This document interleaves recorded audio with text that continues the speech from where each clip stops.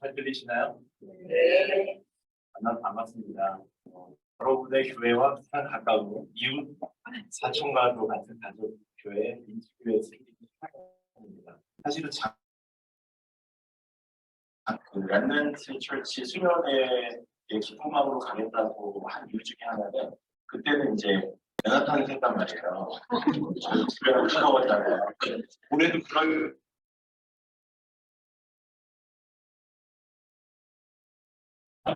살짝 망설였지만 그 기쁜 마음을 알려드리고 여러분 함께 시간 보내게 되었습니다.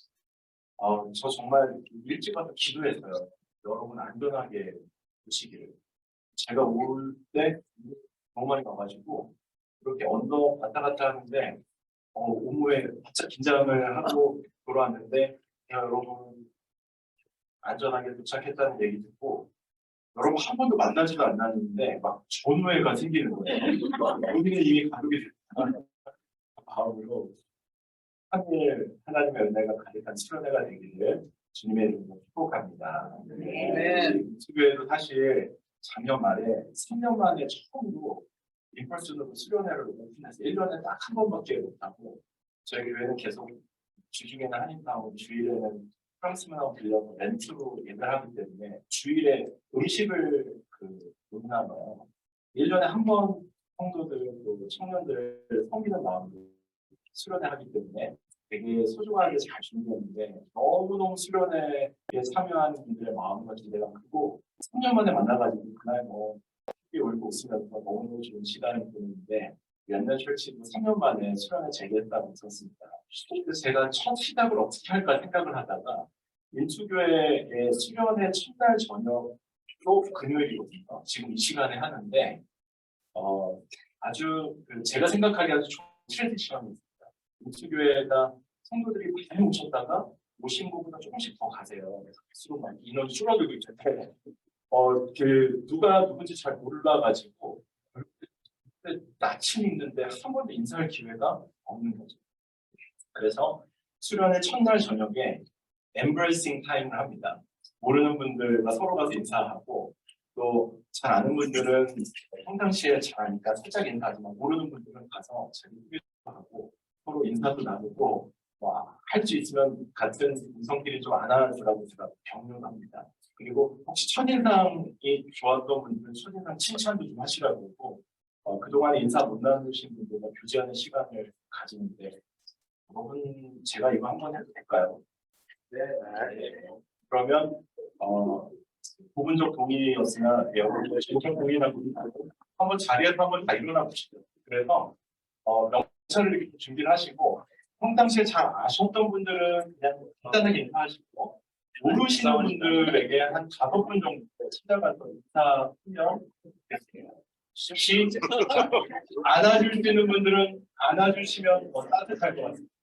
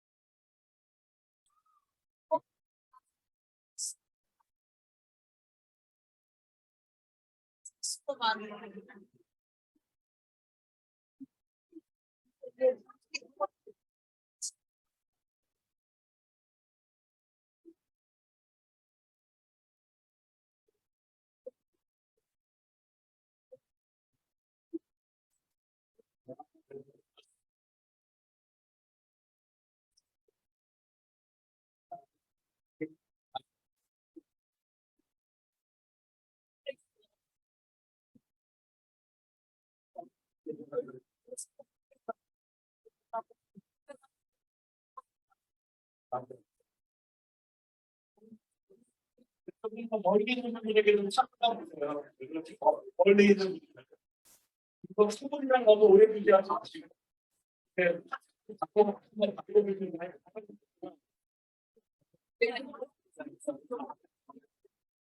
그런 거야?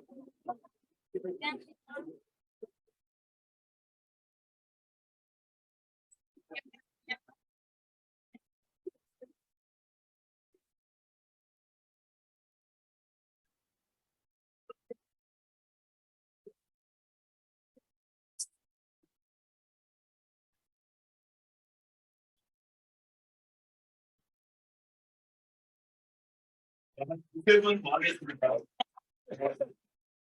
음성 좀 아까 여러분 허가할 수 있는 허가를 드립니다. 그럴 때 계신 분들 찾아가는 거죠. 궁금하게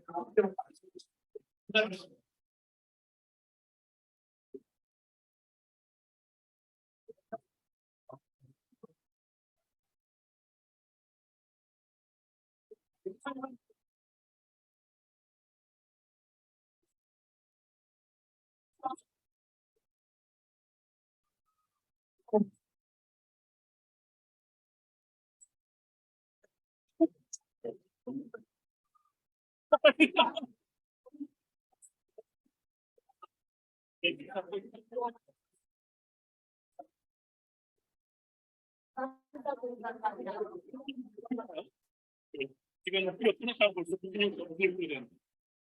이게 지금 그런 어깨에 뭔가 있을 것 같아요. 적응서 이렇게 마지막으로 피드백만 인사하시죠. 마지막 한 분만 더 인사하시고 자리에 앉으세요. 할수 있는 거 앞에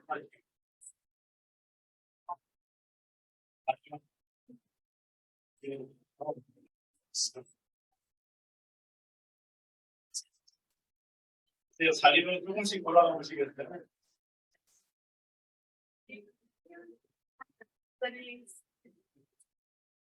프로가 이렇게 엠브레이징 하는 타이밍이 왜 중요하냐면 사실은 뭐 수련회 때 그동안 못 만났던 분들 서로 펠로십하고 교제하는 것도 중요하지만 이렇게 서로 엠브레이징 타임을 하다가 수련회 기간 동안 우리를 엠브레이징 하기 위해서 하나님을 꼭 만날 수 있는 프로가 되기 때문에 서로를 이렇게 받아주고 소개해주고 안아주는 시간이 너무 중요합니다.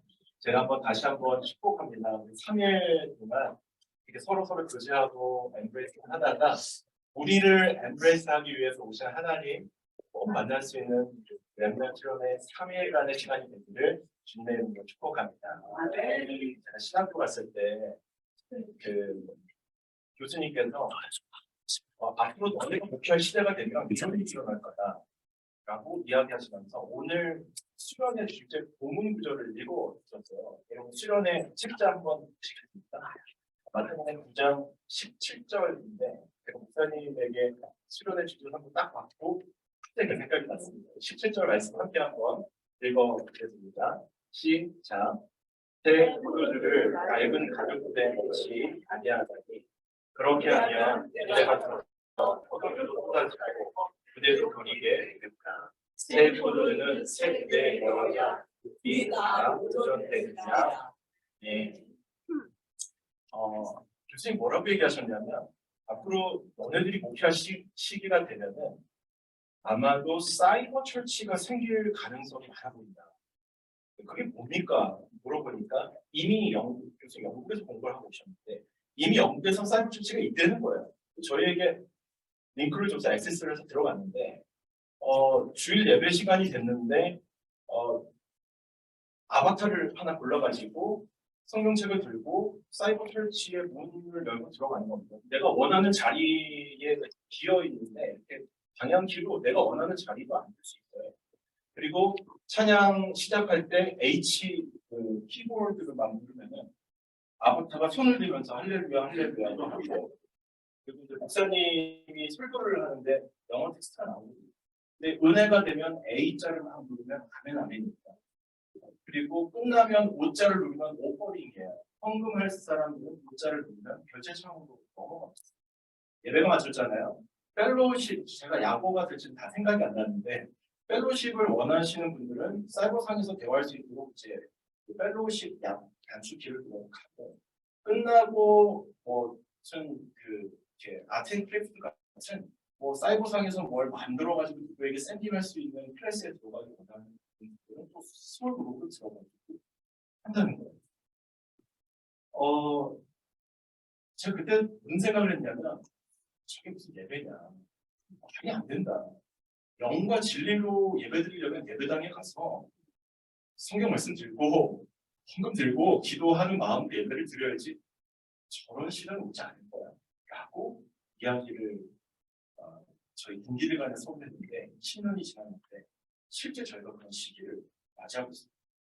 저희 교회 중고등부 담당하시는 전도사님이 맨하탄에서 태어나셨습니다. 어머니가 아주 그 처음에 공제 공장 시작하시고 가발 시작하실 때부터 맨하탄에 사시거든요.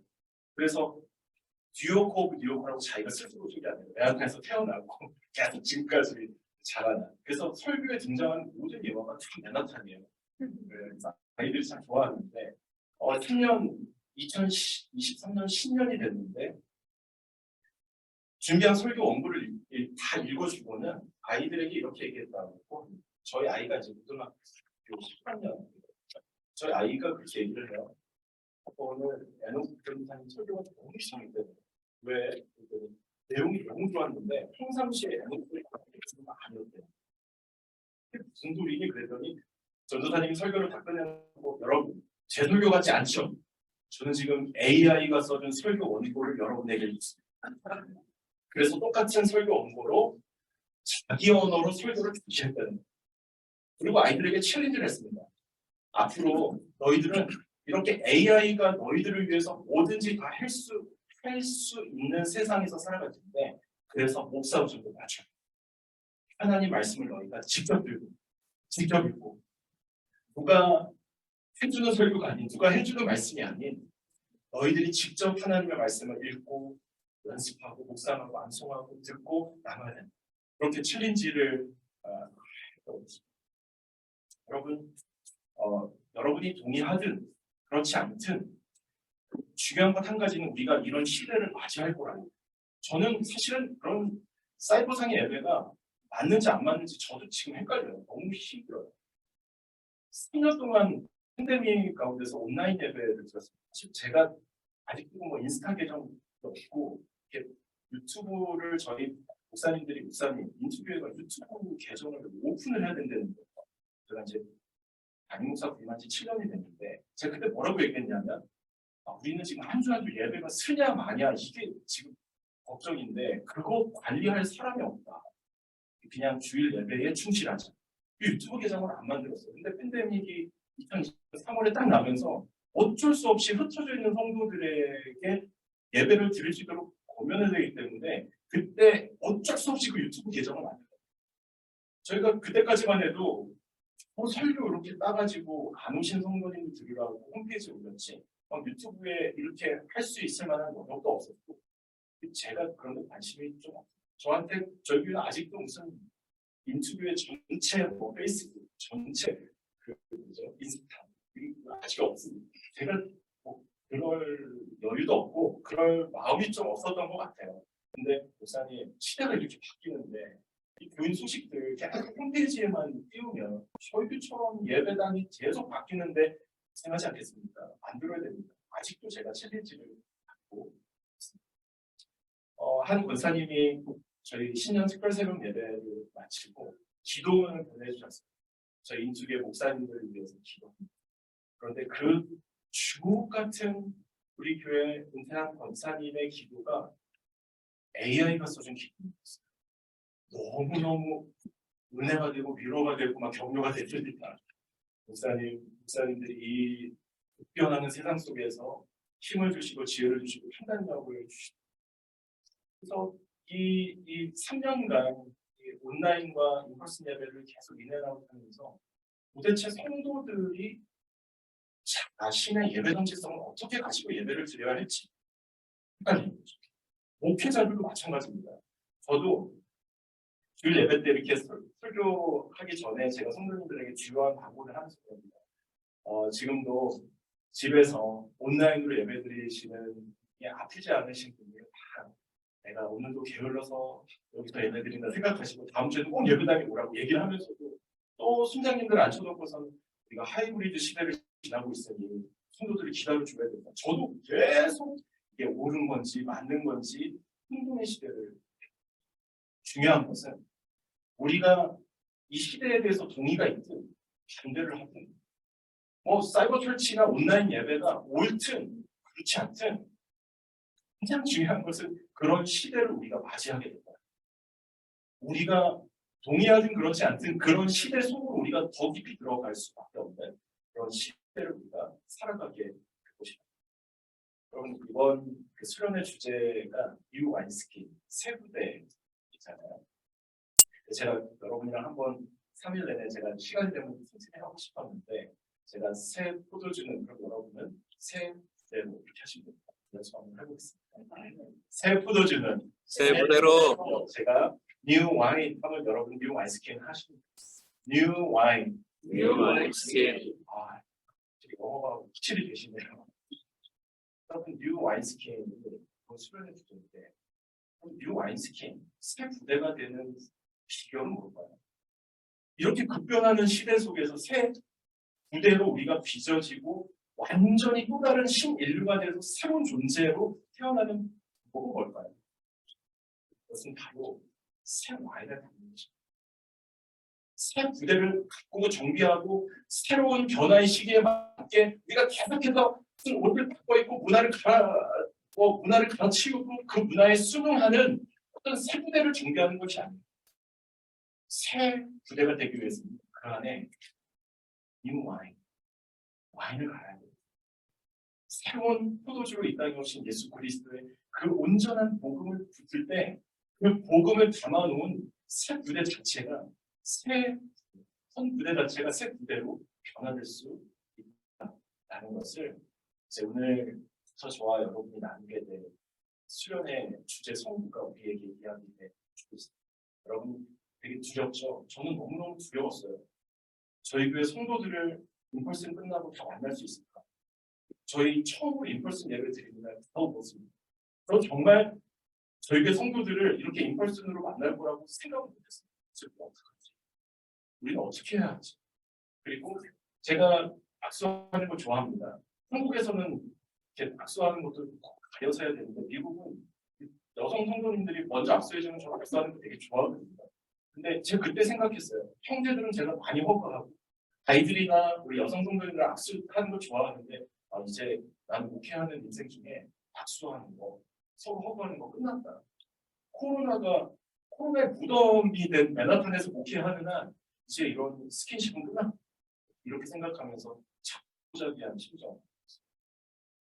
되게 두려웠는데 제가 계속해서 말씀 묵상하고 준비하면서 두려운 마음이 사라졌습니다. 왜냐하면 우리 주님께서는 이런 급변하는 시대 속에서 이 시대에 끌려가시는 분이 아니다. 급변하는 세상 속에서도 하나님이 원하시는 새로운 일들을 준비하고 계시고 하나님이 원하시는 새로운 일들을 하나님의 사람들을 통해서 계속해서 일으키길 원하시는 분이시기 때문입니다. 여러분 그래서 두려워하지 않으셔도 됩니다. 세상이 너무 급변한다고요? 어느 장단에 춤을 춰야 될지 모르겠다고요? 두려워하지 않으셔도 됩니다. 우리가 새 부대가 됩니다. 새로운 시대의 새 부대가 되는 유일한 비결은 바로 새 포도주로 있다는 것이 예수 그리스도의 온전한 복음 위에서 그 예수 그리스도의 십자가와 부활의 복음을 붙들고 그로 인해서 내가 점진적으로가 아니라 급진적으로 완전히 또 다른 형태가 되는 뉴 와인스킨으로 회복되고 새로워지는 것. 이 일이 이제 오늘부터 나누게 될 말씀의 메인 핵심 내용입니다. 그리고 오늘 함께 나눈 마태복음 9장 새 포도주 새 부대라는 이 말씀은 되게 중요한 말씀이어서 마가복음 2장에도 있고요, 누가복음 5장에도 있고 되게 중요한 내용이라 예수님이 여기저기서 복음서에 많이 남겨주신 내용입니다. 그런데 이 새 포도주는 새 부대에 라는 이 귀한 말씀은 어떻게 보면 굉장히 중요한 핵심 내용 한 가지를 딱 담고 있습니다. 새 부대가 되기 위해서는 과연 어떠한 일에 애써야 되고 새 부대가 되기 위해서는 그 일을 위해서 우리가 무엇을 준비해야 하는지를 이 마태복음과 마가복음과 누가복음 세 곳은 똑같이 동일한 메시지를 우리에게 주고 있기 때문입니다. 그것이 바로 뉴 와인, 새 포도주로 오신 예수 그리스도.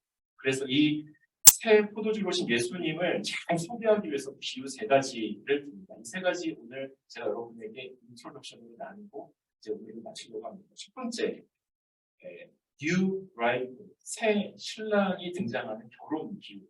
15절의 말씀인데 마태복음 9장 15절 말씀 함께 한번 읽어보겠습니다. 시작. 예수께서 그들에게 이르시되 혼인집 손님들이 신랑과 함께 있을 동안에 습관할 수 있느니라. 그러나 신랑을 빼앗길 날이 이르리니 그때에는 끔찍할지라. 그럼 결혼식 하다 보면 뭐가 제일 중요한가요? 신랑과 신부의 만남이 제일 중요합니다. 신랑과 신부가 만나는 그 기쁨 때문에 여러분 결혼식장에서 우울한 표정 가지고 있는 분들 거의 못 봤을 겁니다. 첫사랑이 결혼하는 거 아닌 이상 우울한 표정을 지을 수가 없죠. 축하해 주러 하기에 때문에 그렇습니다. 그만큼 신부가 신랑을 만난다는 것, 신랑 신부가 결혼을 한다는 것, 그만큼 기쁜 일이 아닐 수 없는 것이죠. 그래서 그 결혼식 날 밥 안 먹어도 배부른 사람이 있습니다. 신랑 신부입니다. 여러분 신랑 신부가 결혼식 마치자마자 하객보다 먼저 밥 먹는 경우는 결혼 역사에 거의 없을 겁니다. 결혼식이 너무 축제 같은 기쁨이기 때문에 그 기쁨을 누리고 그 소중한 날을 더 의미 있게 준비하기 위해서 밥 안 먹어도 배부른 기쁨의 금식, 행복 금식이 자발적으로 일어나는 거죠. 결혼식 날 또 밥 안 먹어도 배부른 사람 또 한 분 계시죠? 부모님입니다. 우리 딸, 우리 사위, 우리 아들, 우리 며느리 보는 날이기 때문에 너무너무 기뻐서 기쁨의 금식이 자발적으로 나오는 거예요.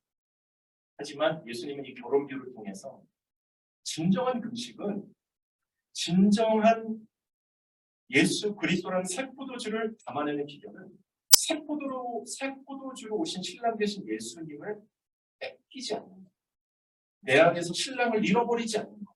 그래서 신랑을 지켜낸 신부로 이 땅에 서는 것이 진정한 뉴 와인스킨, 새 부대가 되는 비결이라고 해서 새 포도주로 오신 예수님을 지켜내라. 이 세상에 빼앗기지 마라 라고 말씀하고,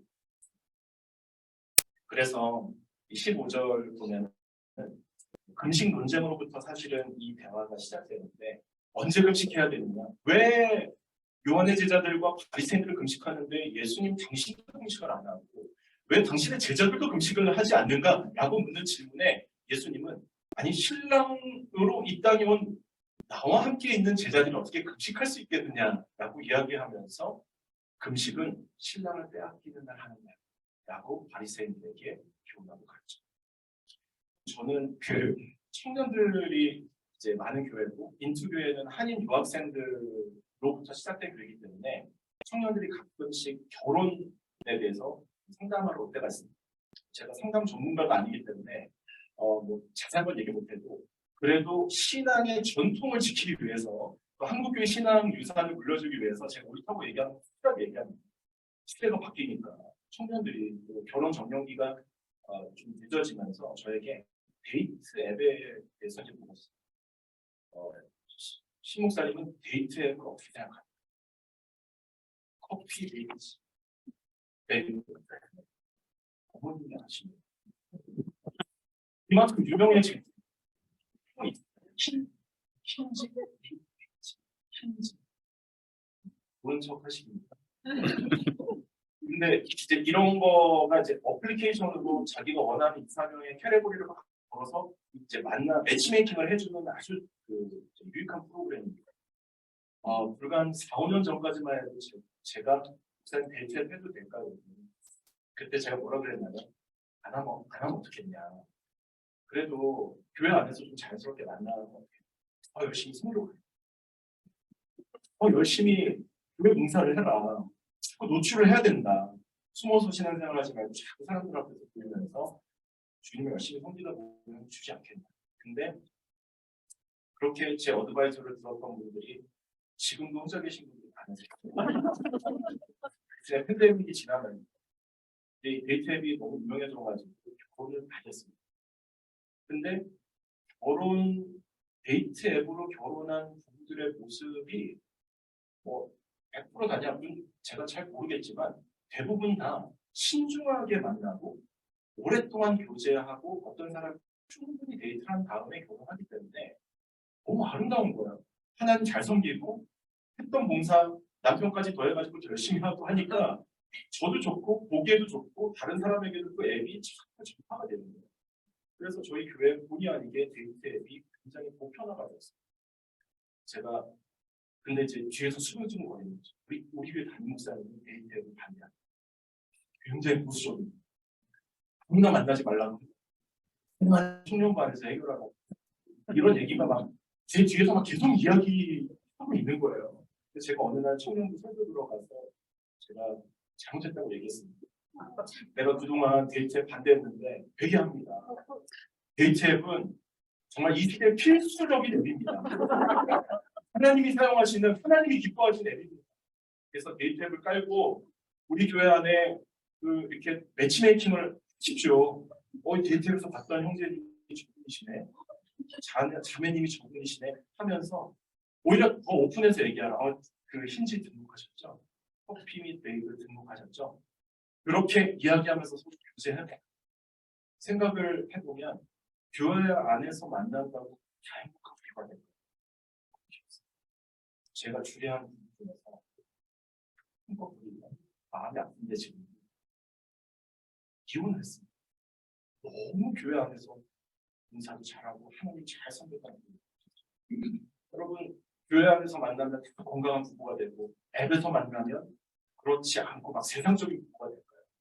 제가 이 한국교회 신앙 유산 이어간다고 또 교회 안에서 데이트하라고 제가 그 교육받고 자랐잖아요. 저도 그래서 선교단체 안에서 아내를 만났다는 거예요. 그게 제일 좋은 줄 알고 그걸 그 소녀들에게 가르쳐 주려고 하다가 정말 신랑이 신부를 만나는 그 기쁨, 신부가 신랑을 만나는 그 기쁨을 제가 막아버린 거예요. 제가 그래서 그 이후에 청년들이 앱을 쓰면서 서로 교제하면서 목사님 주례해 주세요 그래서 주례를 하는데 그렇게 결혼식 날 서로 좋아하고 기뻐하는 모습 보면서 얼마나 회개가 되고 내가 왜 그랬을까 후회를 하고는 제 별명이 있어요. 성도들이 지어준 별명인데 매치메이커였습니다. 매치메이커. 얼마나 제가 중매를 잘했냐면 웬만해서는 아무나 소개를 안 하지만 소개하면 한 10커플 중에서 8커플은 제가 신뢰가 있잖아요. 목사님이 그냥 소개시켜 줄 게 없다. 기도하시고 소개시키고 이렇게 마음을 열고 만나니까 결혼 많이 하는 거예요. 그래서 제가 3년 전부터 카톡 프로필에 매치메이커를 집었어요. 소개해도 안 돼요. 소개해도 자꾸 헤어져요. 네, 그리고 목사님이 기도를 안 하시는 것 같다고 이상한 형제를 소개시켜주고 소개시켜준다. 아무튼 제가 내가 옳다고 생각하는 것들을 붙들다가 신랑 신부가 만나는 그 기쁨을 빼앗아서는 안 되겠다. 그리고 매치메이커 다 지우고 여러분 데이트 앱은 이 시대에 하나님이 사용하는 적극적으로 사용을 된다합니다. 그리고 이렇게 청년들이 신중하게 데이트할 수 있어요. 데이트 앱에서 만나면 서로 모르기 때문에 교회 안에서 서로 피드백을 들을 수 있는 사람이 없기 때문에 건강하게 오랫동안 서로 하나님 안에서 데이트하시고 부모님들의 축복과 공동체 축복 받으면서 결혼하라고 이야기해. 여러분 신랑 되신 예수님을 세상에 빼앗겼을 때 특별한 금식하다. 우리가 전통을 붙들고 내가 옳다고 생각하는 것을 붙들다가 오히려 신랑 되신 예수님과 멀어져가고 본질에서부터 멀어져가고 신랑을 이 세상에 다 뺏겨버리고 그런 일이 우리 시대에만 있는 것이 아니라 예수님 시대에도 있었던 것이죠. 바리새인들이 전통을 붙들다가 정통으로 오신 예수 그리스도를 쳐버립니다. 그럼 전통과 정통은 단어가 조금 다르지만 완전히 다른 뜻입니다. 전통 중에도 물론 좋은 것들이 있지만 전통은 트래디션이죠. 근데 전통은 시대에 따라 변합니다. 가치가 변해버립니다. 이것이 전통입니다. 하지만 정통은 무엇입니까? 얼소독스입니다. 이건 시대가 지나도 변하지 않는 가치, 복음처럼 말이죠. 2000년 전 예수 그리스도가 이 땅에 오신 소식이 우리 모두에게 큰 기쁨의 소식이었다면 지금도 그 소식은 기쁜 소식이어야 하는 것이죠. 제가 아내를 18년 전에 만나서 결혼을 했습니다.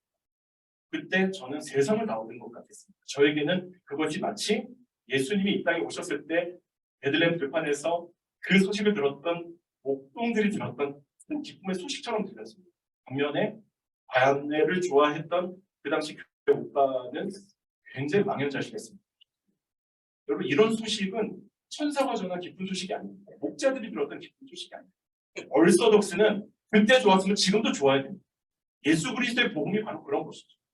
그 복음 앞에서 바리새인들은 예수 그리스도라는 얼소독스가 눈앞에 있는데 전통을 붙드느라고 내가 옳다고 생각하는 그것을 붙드느라고 예수님을 세상에 빼앗겨버립니다. 예수님이 그냥 내 앞을 그냥 지나치게 만들어 낸 것이죠. 사랑하는 여러분, 전 렘넌트 교회가 결혼식장에서 신랑 신부가 마주보는 기쁨처럼 살아계신 예수님을 만나는 기쁨이 가득한 교회가 되기를 주님의 이름으로 축복합니다. 신랑을 빼앗겼을 때 그때 금식하죠. 예수 그리스도가 나와 점점 더 멀어졌을 때 그때 금식하는 거예요. 여러분 금식 언제 하세요? 저는 생각해보면 정직하게 말씀드리면 뭔가 내 소원이 있을 때 금식합니다.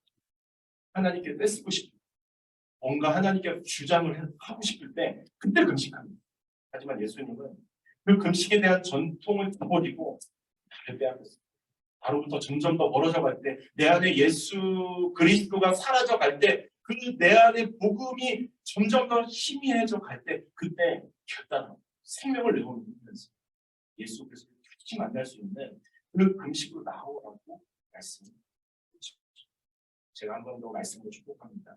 저는 사랑하는 렘넌트 처치 모든 성도들이 신랑이 사라질 때마다, 신랑 대신 예수 그리스도와 점점 더 멀어질 때마다 그를 위해서 금식하시고 신랑 대신 예수 그리스도를 같이 찾고 그 복음의 기쁨을 세상에 빼앗겨버리지 않는 복음 위에 선 렘넌트 처치가 될 수 있기를 주님의 이름으로 축원합니다. 두 번째 뉴 드레스 16절인데요. 함께 읽겠습니다. 시작.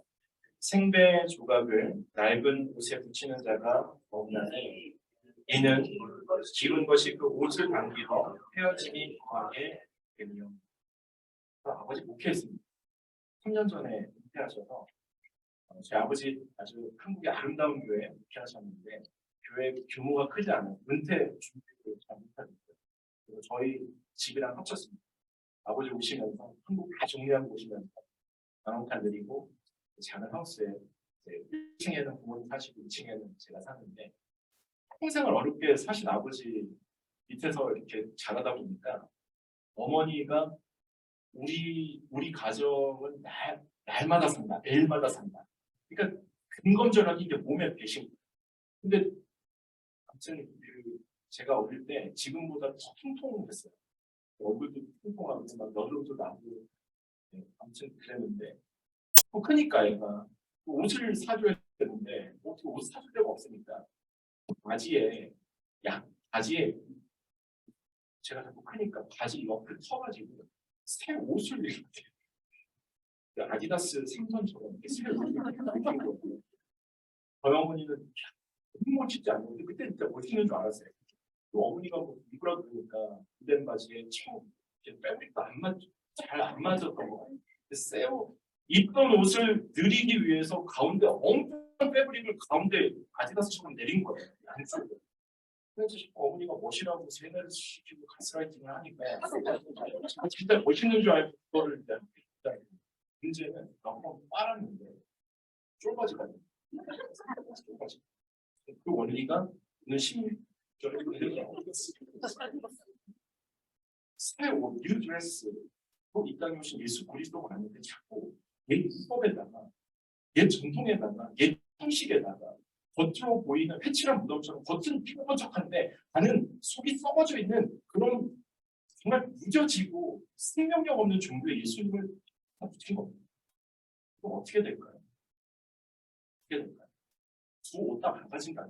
그래서 예수님은 새 옷으로 갈아입고 중간에 덧대지만 낡은 옷에 새 옷 덧대봤자 둘 다 못 쓴다.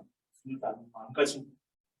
그래서 예수 그리스도로 새 옷을 입으라고 말씀하고 있습니다. 여러분, 저는 이렇게 생각했습니다. 오늘 본문에 나온 바리새인들이 예수님과 제자들을 향해서 왜 금식 안 하냐고 막 혼냈거든요. 그럼 정말 예수님 금식 안 하셨을까요? 요한의 제자들조차도 금식 기도를 트레디션에 따라서 하고 있었는데 심지어 orthodox인 예수님이 눈앞에 있는 줄 알면서도 요한의 제자들은 예수님을 믿으면서도 계속 금식의 전통을 따라왔잖아요. 정말 예수님 금식 안 하셨을까요? 아닙니다. 산상수훈에서처럼 은밀한 중에 하셨습니다.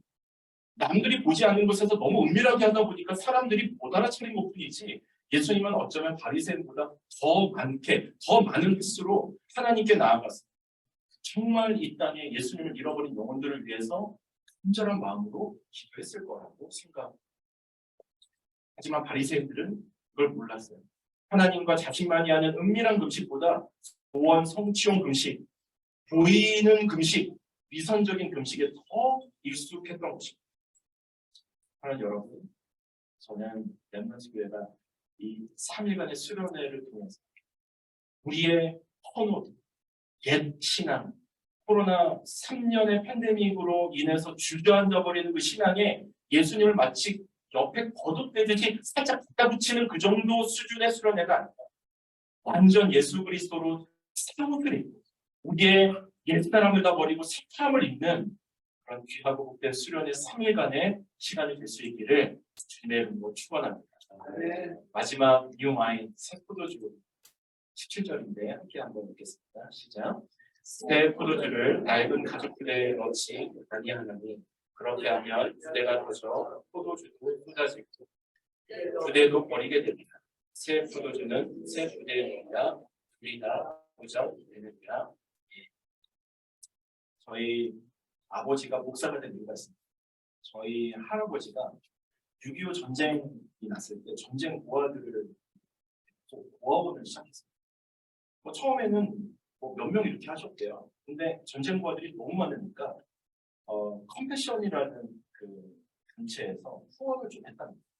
그래서 고아 한 50명 정도가 되는 그리고 고아원을 이 전라도와 경상북도 사이에 어디게 운영을 하셨는데 갑자기 컴패션이 한국에서 철수하고 뭐가 something happen 있으면서 후원이 다 끊기면서 고아들을 먹여야 되니까 밭에 포도밭을 운영하신 거예요. 그래서 저희 할아버지가 장로님이셨거든요. 그 장로님이시고 할머니가 그 권사님이셨는데 그 전통 있는 교회 보면은 그 포도주 담그는 권사님이 수석 권사님. 그 포도주 담그는 그 차례가 돌아보면은 내가 이제 권사님 1등 권사님 됐구나 이렇게 생각하시면 이게 한국 트레디션 중에 하나. 근데 저희 할머니가 포도밭도 운영하시고 나이도 있으시고 하니 본인의 과수원에서 난 포도로 늘 성찬용 포도주를 파묻혔어요. 근데 제가 저희 고모가 8명이고 저희 아버지가 밑에 제 아들이에요. 외아들. 제가 그 외아들의 큰아들이에요. 제가 굉장히 귀한 아들입니다. 방학만 되면은 그 할머니 댁에 가가지고 고모들 사이에서 재밌게 그랬어요. 근데 저희 할머니가 성찬용 와인을 담그기 위해서 늘 8월 마지막 주 끝까지 매달아 놓은 포도들이 있습니다. 지금도 와인 아시는 저는 할머니 덕분에 와인 샀습니다. 아시지는 않는데 그 할머니가 가르쳐 주셨어요. 와인 중에 레이트 하비스트라는 그 와인 품종이 있습니다. 제일 늦게 햇빛을 받고 연구로서 딴 와인이 있다. 공부가 많아서 취하지 않고 성찬용 와인을 다셨답니다. 8월까지 아주 좋은 와인을 이렇게 달력으로 다 쌓아놓으시고 그 와인을 큰 다라이에 넣어가지고 저한테 이제 뭐 4~5살 되는 손주기 그 다라이에 들어가가지고 밟으라는 거 밟고 그 막 밟으면 저희 할머니가 그걸 따서 빼밀이라는 그 주리병으로 된 오렌지 주스를 담아가지고 막 해가지고 이제 교회에 성찬용을 하고 그 빼밀이 병이 모자르면은 그때 이제 페트병 같은 거를 이제 합니다. 근데 빼밀이 병은 유리니까 안 터지는데 페트병은 뻥 하고 늘 터져요.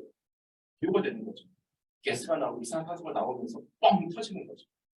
이 원리가 17절에 그대로 다 투영되어 있어요. 정확하게 보면 포도주를 낡은 가죽부대에 담근 게 아니라 포도즙이죠. 제가 막 밟은 포도즙처럼.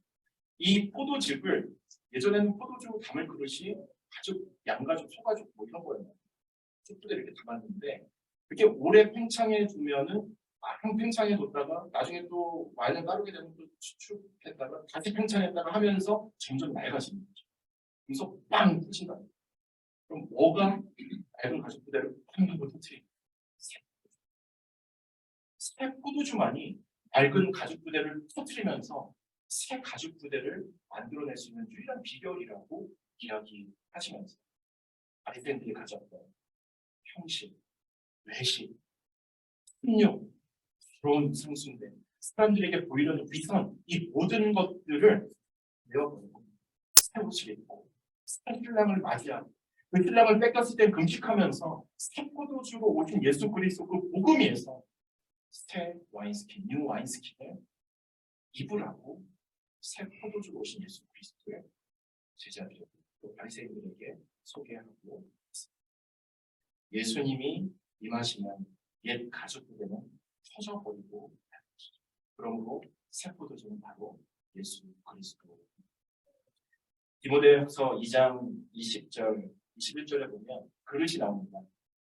그릇 되게 그릇 좋아하시는 분들 많으시죠? 그 금그릇, 은그릇, 나무를 지고 뭐 이렇게 하나님 나라 가면 찬장이 있는데 찬장에서 그릇 보면은 이 그릇이 다 종류가 있다는 거예요.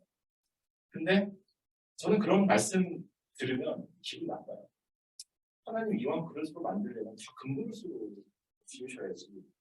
똑같은 찬장 안에서 나는 금그릇이 아닌데 옆에는 금그릇이라고. 우리 인생은 다 재질에 그만큼 관심이 많아요. 근데 하나님은 재질에 관심이 하나도 없다 말씀하시면서 디모데후서 2장 20절, 21절 기록합니다. 나는 재질에 관심이 없다. 네가 금그릇이든 금수저물로 나왔든 니든 관심 없대. 하나님의 관심은 거룩하고 깨끗하고 유빈하게 쓰는 그 그릇에 관심이에요. 제가 결혼 좀 일찍 했습니다. 저희 업계가 결혼 일찍 해요. 그래서 제가 27에 결혼했는데 뭐 친구들이 관심 많죠. 결혼 안 한 친구가 첫 결혼을 했으니 얼마나 관심 많겠어요. 그래서 저랑 가까이 있었던 친구들이 금 부부 찻잔을 선물했습니다. 다 금은 아니고요. 그냥 일반 근데 위에만 이렇게 금으로 준 거가 있어요. 신학생들이 돈이 없잖아요. 근데 금이다. 뭐 사람들 오면 내지 말고 귀한 거니까 부부끼리만 먹으래. 그래가지고 저희 집 찻잔이 났어요.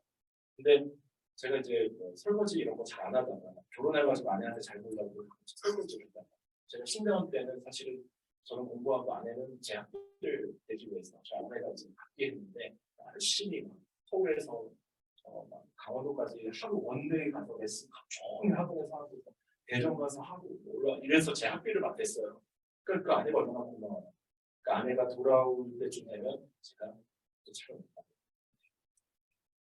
아주 이렇게 지금 생각해 보면 참 뿌듯하죠. 근데 이제 문제는 뭐 이렇게 밥도 차려주고 후식도 먹었는데 그 찻잔이 문제였어요. 제가 그 찻잔을 처음 꺼낸 날 그거를 어떻게 그런지 몰라가지고 철로 된 수세미로 그 컵을 닦았어요. 그거 벗겨지더라고요. 그게. 뭐 아내가 난리가 났죠. 이게 얼마나 귀한 건데 설거지를 안 하던 사람이 참 이렇게 된다. 어쨌든 잘 끝나고 그 뒤에는 이빨이 금으로 된 그 캔들이 이빨이 나가가지고 부부 찻잔으로가 안 돼요. 그래가지고 그걸 어디다가 썼냐면 삼겹살 기름거리. 너무 그게 딱 낮았거든요. 그리고 철판 밑에고 딱 들어가는 거기에.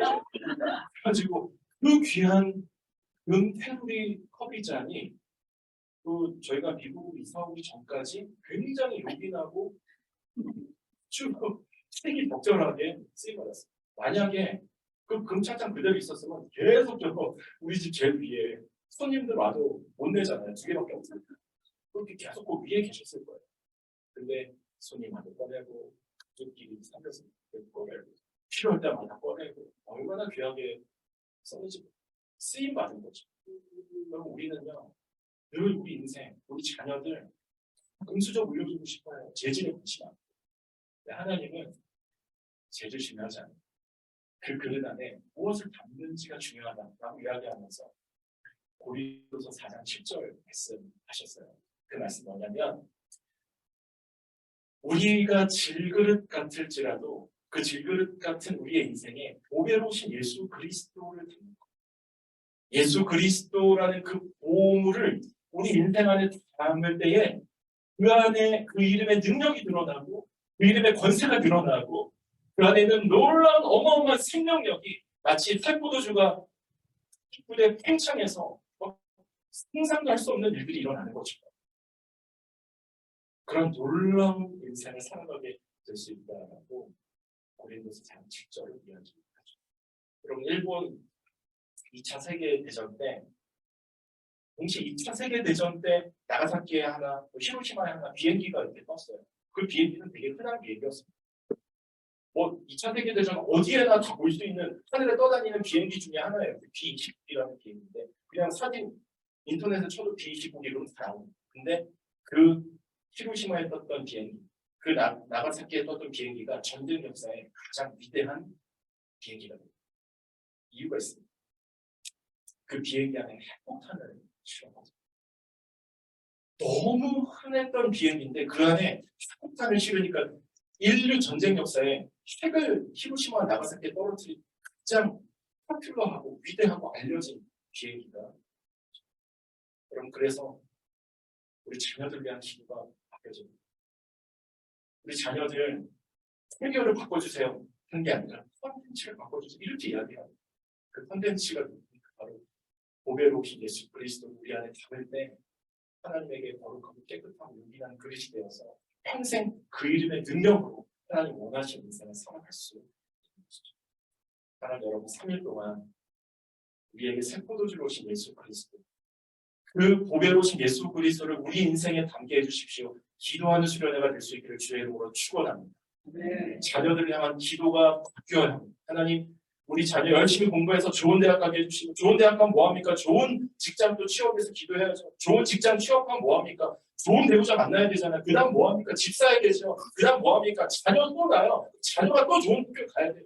여러분 이런 인생 이런 기도 언제까지 할 거냐고 오늘 예수님 바리새인들에게 정확하게 지적합니다. 뉴 와인스킨 새 포대가 되기 위해서는 새 포도주가 필요합니다. 그래서 포도주로 오신 예수 그리스도를 내 안에 담아낼 때 완전히 인생 새 시대 아무리 바뀌는 시대 속에서도 그 새 시대의 주역이 되어서 그 시대를 이끌어 가시는 하나님의 능력이 우리 안에서 드러날 수 있다는 이야기. 여러분 자녀 위해 기도할 때 하나님 우리 자녀가 아무리 질그릇 같은 인생일지라도 그 인생 안에 보배로 오신 예수 그리스도 함께 해주십시오. 기도하는 3일간의 수련회가 되기를 주님의 이름으로 축원합니다. 옆에 있는 분들에게 한번 선포하십시다. 예수님이 새 포도주입니다. 하나님 나와주시고요. 앞뒤 분들과 한 번 더 고백하겠습니다. 예수님이 새 포도주입니다. 예수님이 새 포도주입니다.